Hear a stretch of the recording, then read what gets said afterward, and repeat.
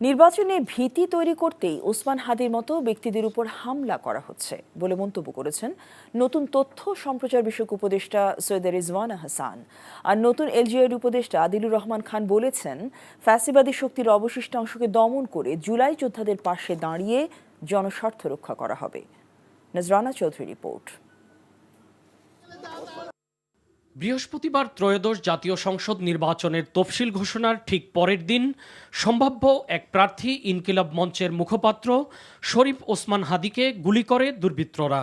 এরপর থেকে মৃত্যুর সাথে পাঞ্জা লড়ছে সে।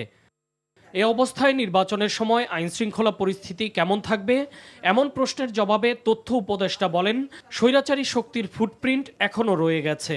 মানুষ যত নির্বাচন চাচ্ছে, মানুষ যত নির্বাচনমুখী হচ্ছে, সরকার যত কঠোর অবস্থানে যাচ্ছে নির্বাচন নিয়ে, সরকার যত স্পষ্ট অবস্থানে যাচ্ছে নির্বাচন নিয়ে, ততই নির্বাচনের ব্যাপারে বা পরিবেশটা একটা ভীতিকর করে ফেলার জন্যই তো এই কাজগুলো করা হচ্ছে। নির্বাচনের ভিতটাকে দুর্বল করে দেওয়ার জন্যই এই আক্রমণগুলো করা হচ্ছে। কিন্তু বাংলাদেশের মানুষ সবসময় এই ধরনের আক্রমণ প্রতিহত করেছে। সরকার বাংলাদেশের মানুষকে সাথে নিয়ে এই ধরনের হীন, কাপুরুষোচিত এবং ষড়যন্ত্রমূলক আক্রমণের জবাব দেবে সঠিকভাবে নির্বাচনটা অনুষ্ঠানের মাধ্যমে।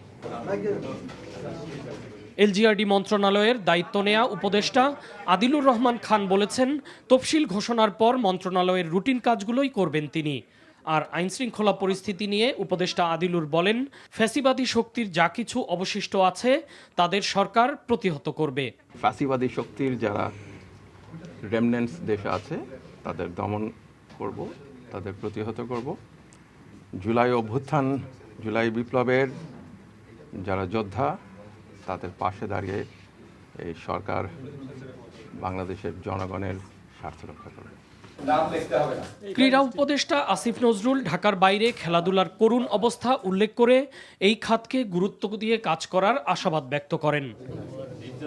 নজরানা চৌধুরী, এনটিভি নিউজ, ঢাকা।